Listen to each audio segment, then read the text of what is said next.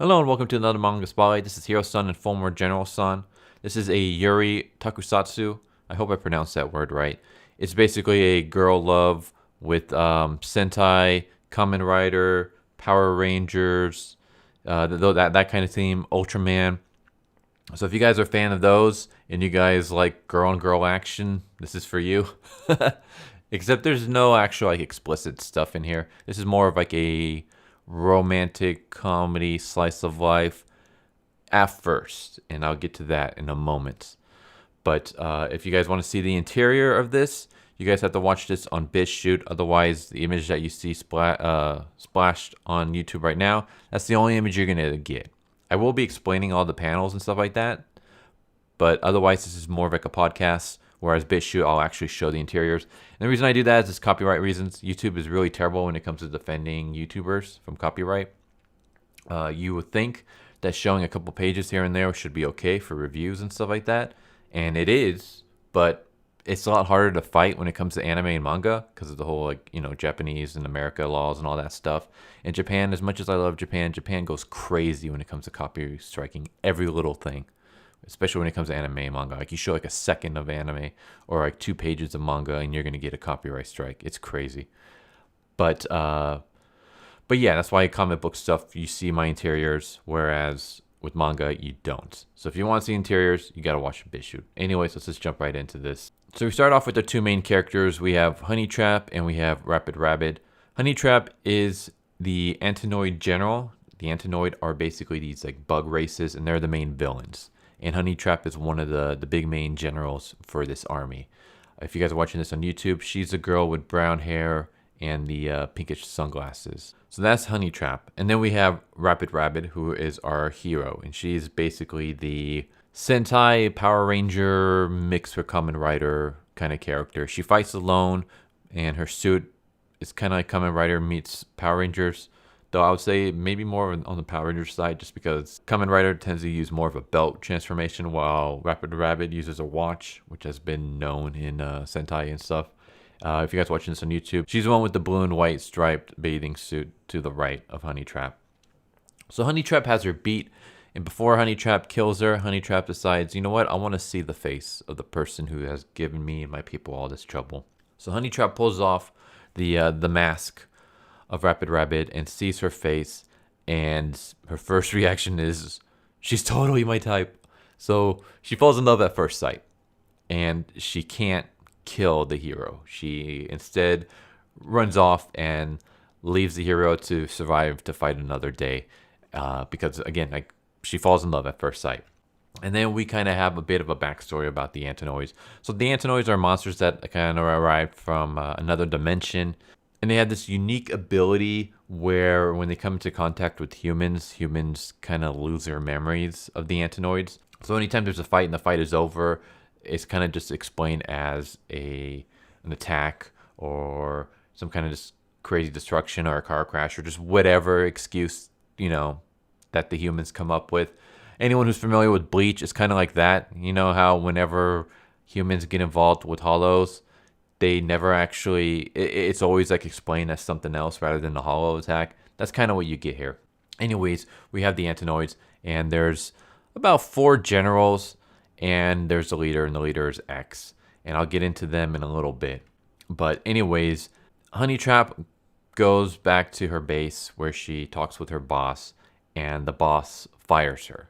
And the boss is like, you're fired because you had the chance to kill Rapid Rabbit, and you didn't. Instead, you let her go free, so you're gone. Not only are you gone, but I'm going to be sending assassins after you, so, try your best not to get killed. And so, Honey Trap goes out and gets attacked, and she's able to hold her own, but she kind of passes out due to her injuries, and then she wakes up, and she's in the home of Rapid Rabbit.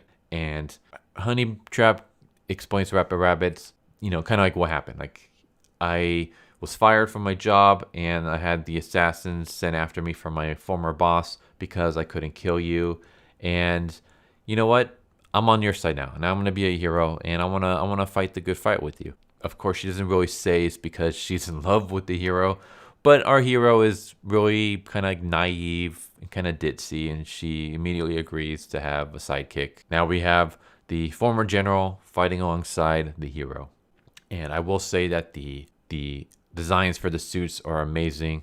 I will show this one image for people on YouTube to see. So this is an image of Rapid Rabbit.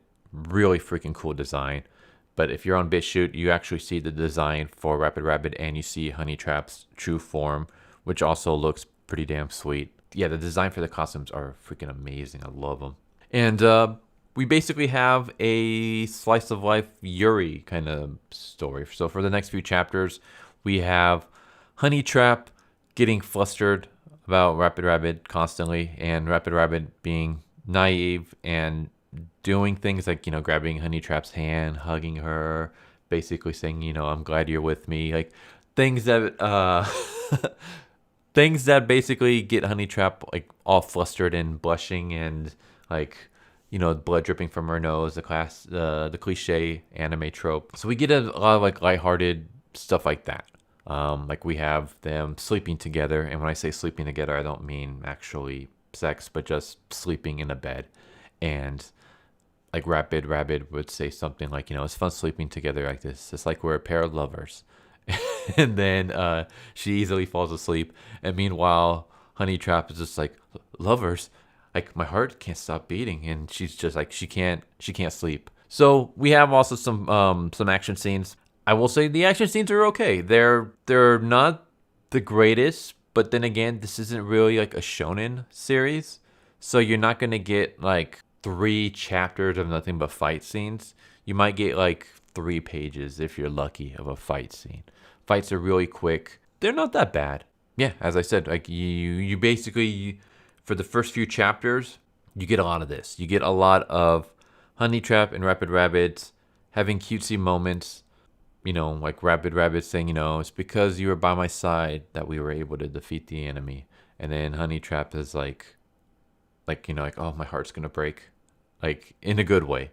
And she's so happy, like she starts crying because it's like, no one has ever said anything nice to me like that when I was in the villain army. And you kind of realize that the villain group kind of treated her like garbage, even though she was like one of their best generals.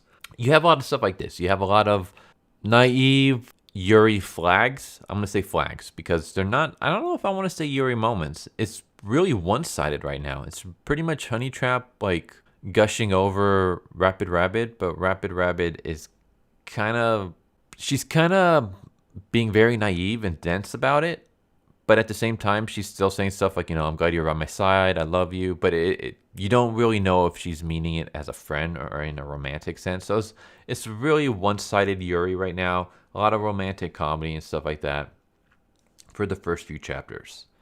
And then you're going to get like a really big mood whiplash. And I will get to that in just a moment. Instead, I'm going to go to the next character. So we have Mel Tau. And Mel Tau is another Antonoid General. She's the one, if you're watching this on YouTube, she's the one with blonde hair with the orange bathing suit. And Mel Tau is the serious, kind of scientific character. She's the one that has she's the one that kind of comes up with all the gadgets and gizmos and stuff for the villains to use. And then we have the next Antonoid General, and this is Kiyoka. And on the YouTube video, she's the one that's hugging Mel Tau. She's the one with brown hair and the pigtails. And she's basically a huge otaku. She came to Earth. She was given the task of studying humans to better, destroy them and stuff like that.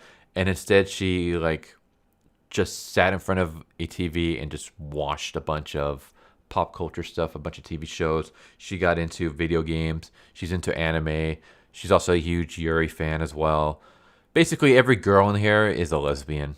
So I'm just going to throw that out there. Like every girl you come across is in love with another girl. In this case, Kiyoka kind of has feelings for Mel Tau. Mel Tau definitely has feelings for Kiyoka. Mel Tau is more obvious with it, while Kiyoka is more again, she's kind of like Rapid Rabbit in a sense. She's really dense and stuff. Yeah, she's the otaku kind of character. And then we have probably one of my favorite generals. Her name is Cooldown, and she is obsessed with the Yuri. She's obsessed with, girl love, basically. She does her best to, for example, when she's mingling with the humans, she does her best to kind of push girls to be together. When she sees guys hitting on girls, she gets involved and scares the dudes away. Whenever there's two girls kind of being lovey-dovey with each other, she makes sure that nothing disturbs them. In fact, we even have scenes where during battle, when it looks like Honey Trap and Rapid Rabbit are getting a little, close together and kind of sharing a moment, Cooldown will actually go out of her way to make sure that none of the other villains disturb them until they're done, because she wants to experience this beautiful, precious moment that she calls resonating. So she loves to see girls resonating with each other. And yeah, I freaking love Cooldown. She's the greatest. And then we have X. Oh, by the way, for those watching on YouTube, Cooldown is the one with the silver hair that you see in the middle of the page. And then we have X, and X is the one that you see all the way on the left of the screen with the straw hat. And X is the villain, and she's annoying. But she's annoying in the way that you want your villain to be. She starts off in the series as being kind of like the ditzy goofball. Like, she kind of comes across as a Saturday morning cartoon villain or an old school Power Rangers kind of villain.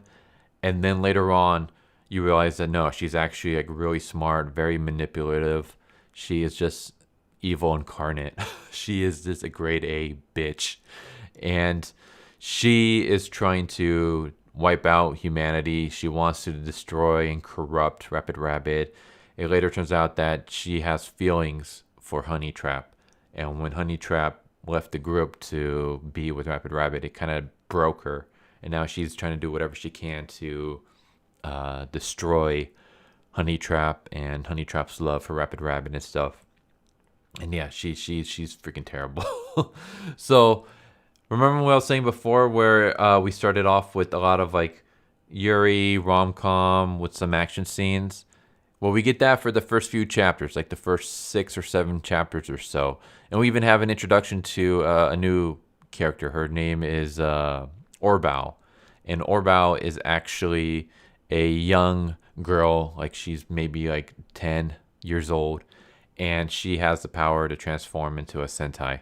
And she uses it to basically, she calls herself the hero of justice. She has a lot of like magical girl qualities to her.